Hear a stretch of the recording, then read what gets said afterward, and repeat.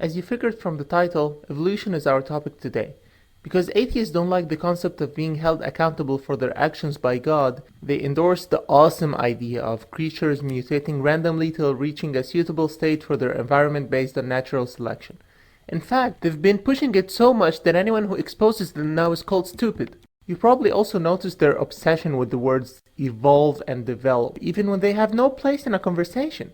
So for example, instead of simply saying that bears have fur, they tell you that they evolved fur. Birds don't have a social life. They evolved it. And things could get out of control if they catch you saying that gymnasts train for their stunts. Instead, you should say that they developed them one attempt after the other. But anyway, Mom told me that I shouldn't judge anyone before giving them a chance to defend themselves. Let's ask these guys 3 simple questions and see if they can clear a few issues in their theory. We won't resort to tough ones, like where did matter and life come from, or embarrassing ones like why can't you create a living cell from non-living molecules until now, as this would be too harsh on them. So we'll just stick to evolution itself.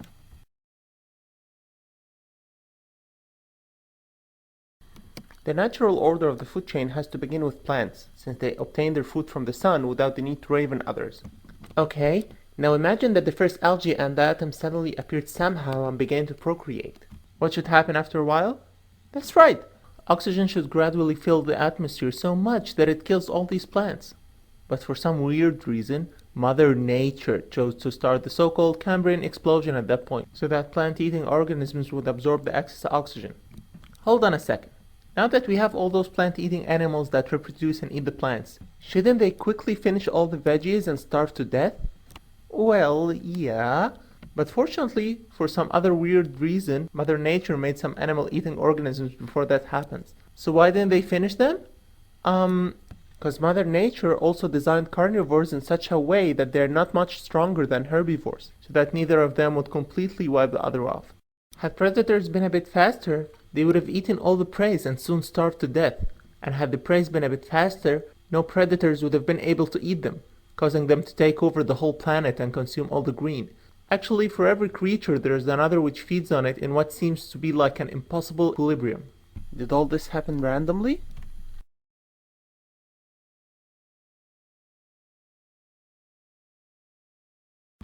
Let's ignore what I just said for now and assume it was just an accident, okay? It's known that virtually all gendered organisms need a mate with an equal number of chromosomes to breed. A handful of exceptions exist, like the horse and the donkey, but even then almost all resulting mules are infertile. Now think of the very first 46 chromosomed creature which evolved. Let's assume it was a male, okay?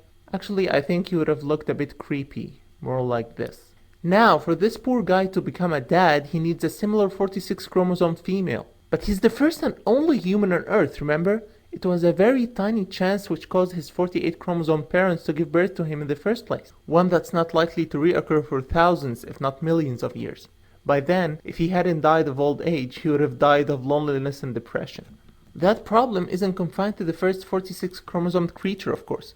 The same applies to the first 48 chromosomed creature, the first 6 chromosomed creature, and even extends to some plants. It's not enough for one nearly impossible coincidence to bring them to life, but a similar coincidence is needed for each and every one of them to bring them a mate at the same time and place. Otherwise, they'd very soon perish.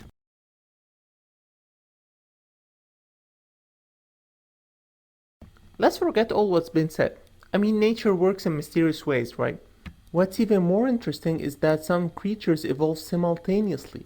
Let's look at some examples. Woodland ants warriors are necessary for the survival of workers, which are necessary for the queen and warriors. So which of them was evolved first? They must have evolved together at the very same time. The crocodile that doesn't devour the plover birds which feed on the remains in its mouth and protect its teeth from decay. How did any of them survive at first without the other when both are hardwired to cooperate? Isn't it also weird that the red-mouthed grouperfish protects the glassfish from predators in exchange for the exclusive rights to feed on them? Hence the glassfish doesn't try to escape them.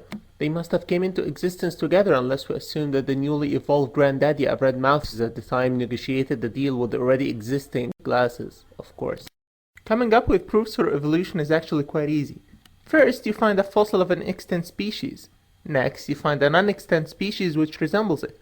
And so you announce discovering the missing link. Just don't forget to draw a tree with some funny Latin labels. Alternatively, you can construct a human skull with an ape's jaw and put it in the museum for fun and profit, or just fake some comparative diagrams if you're lazy. Instead of answering these puzzles, evolutionists would probably attack us with even more false claims, like Neanderthals weren't fully human, or 99% instead of 95% DNA is common between humans and monkeys.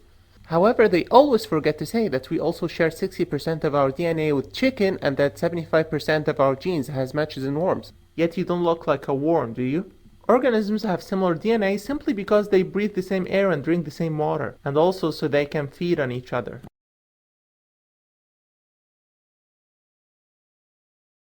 Want empirical evidence? Countless generations of fruit flies have been subjected to radiation for decades in the very unethical Edward Lewis experiment. And all he got was deforms. Not one fly got useful nutrients, in addition to finding preserved insects which never changed over time. Let me ask you, is it possible for bees to evolve the method of cooking invading hornets with their collective body heat?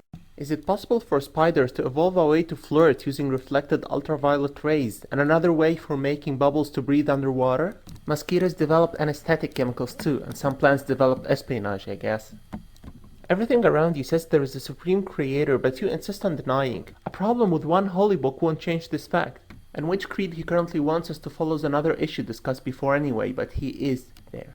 To conclude, I say it's ironic that evolutionists accuse others of following blind faith when they themselves have no evidence for their beliefs and continue to ignore counter-evidences against their theory too.